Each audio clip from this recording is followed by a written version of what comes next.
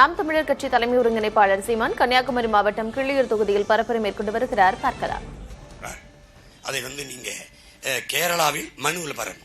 கேரளாவில் மலையை வெட்டுவதற்கு தடை இருப்பதால், இந்த வார்த்தையை எல்லாரும் நீங்க கொஞ்சம் தடை இருப்பதால் அங்கே அரசு மற்றும் தனியார் கட்டுமானங்கள் பாதிக்கப்படுவதால், மலை மணல் இல்லாமல் பாதிக்கப்படுவதால் தமிழ்நாட்டிலிருந்து வெட்டி எடுத்துச் செல்வதற்கு மாண்புமிக்க நீதிமன்றம் எங்களுக்கு அனுமதி தரணும். இதாண்டா வழக்கு. இந்த நீதிபதி என்ன கேட்டிருக்கணும்? இல்ல அரசு தரப்பு வழக்கறிஞர் கேரளாவில் மலையை வெட்ட ஏன் தடை இருக்கணும்னு ஒருத்தனாவது கேட்டிருக்கணுமா? இல்லையா? கேட்டிருக்கணும்ல. கேட்கல. அரசு தரப்பு கேட்கல, அரசாங்க வழக்கறிஞர் கேட்கல, நீதிபதி கேட்கல.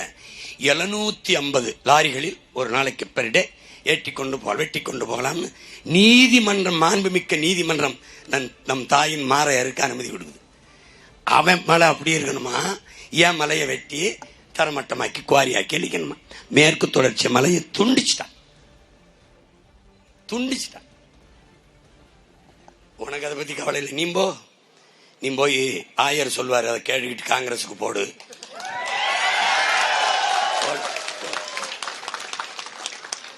ஆனால் எழுதி வச்சுக்க, நீ நான் சத்தியத்தின் மகன், என்னைக்காவது ஒரு நாள் நீ என்னை தேடுவேன்.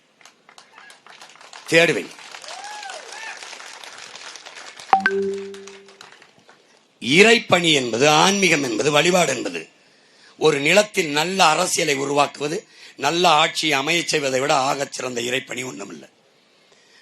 ஒரு தலைவன் இறைவனை போல இருந்து ஆட்சி செய்யணும். ஒரு சாதிக்கு, ஒரு மதத்துக்கு, ஒரு கட்சிக்கு செய்யக்கூடாது. கட்சிக்காரனுக்கு கொடுக்கிறது, சாதிக்காரனுக்கு கொடுக்கிறது, மதத்துக்காரனுக்கு கொடுக்கிறது. நீ படிச்சிருக்கீல்ல?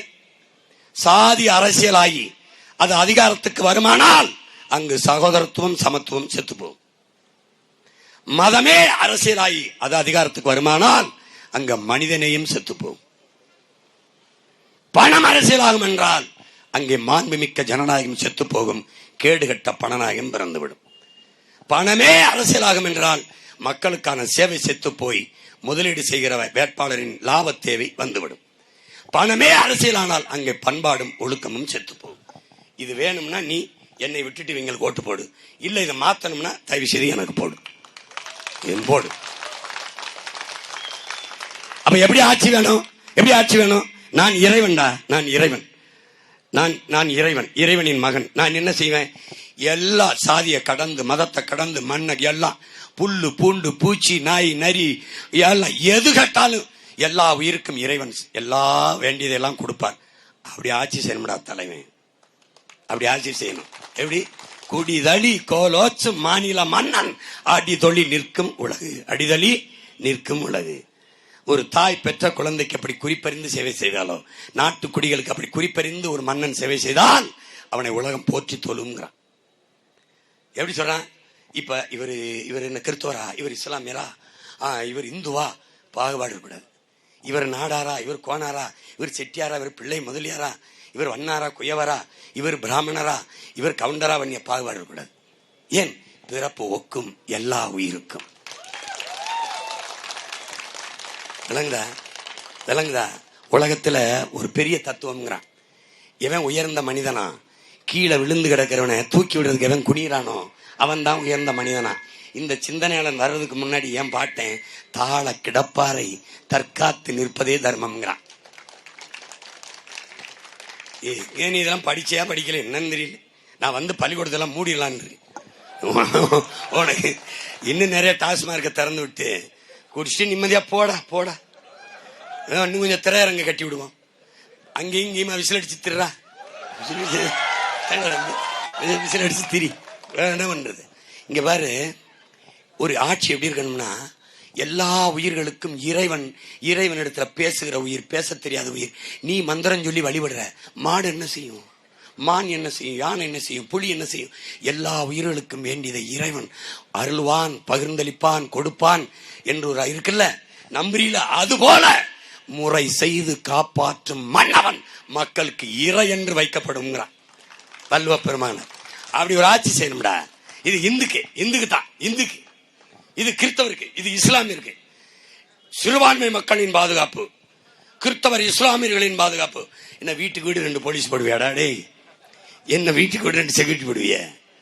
இந்த சிறுபான்மைங்கிறது இந்த சமூகம் ஏற்றுச்சே. எப்படி சிறுபான்மை? படிச்சிருக்கீங்களா உலக வரலாறு? மதத்தை வச்சு மனிதனை மதிப்பிட்டது எந்த நாடு? எந்த நாட்டின் வரலாறு? எந்த நாட்டின் வரலாறு சொல்லு. மொழி இனத்தை வைத்து தாண்டா மனிதனை மதிப்பிடும் உலகம் புறா. மொழி வழியே தேசிய இனங்கள் நிலங்கள். ஐரோப்பிய யூனியன், ஐரோப்பிய ஒன்றிய முழுமைக்கும் ஐரோப்பிய கண்டம் முழுமைக்கும் ஒரே மதம் தானடா, கிறிஸ்தவம் தானே, ஒரே பைபிள் தானே. எதுக்கு இத்தனை நாடு? Norway, Sweden, Denmark, Germany, France என்னத்துக்கு வந்துச்சு? மொழி வழியே தேசிய இனங்கள் நிலங்கள். அப்படிதானடா. இந்தியாவிலிருந்து பாகிஸ்தான் ஏன் போச்சு?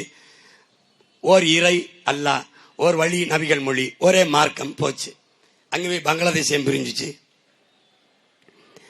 என் உருது என் தாய்மொழி ஆட்சி மொழின்ட்டான் முகமது அலி ஜின்னா. டாக்கா பல்கலைக்கழகத்தில். கன்னியாகுமரி மாவட்டம் கிள்ளியூர் தொகுதியில் நாம் தமிழர் கட்சி தலைமை ஒருங்கிணைப்பாளர் சீமான் வேட்பாளருக்கு ஆதரவாக வாக்கு சேகரித்தார். மக்களுக்கு என்ன தேவை என்பது எனக்கு தெரியும் என்றும், பாகுபாடின்றி ஆட்சியை நடத்துவோம் என்றும் அவர் கூறி மக்களிடம் வாக்கு சேகரித்த காட்சிகளை பார்த்தோம். விவரங்களை பின்வரும் செய்திகளில் விரிவாக பார்க்கலாம்.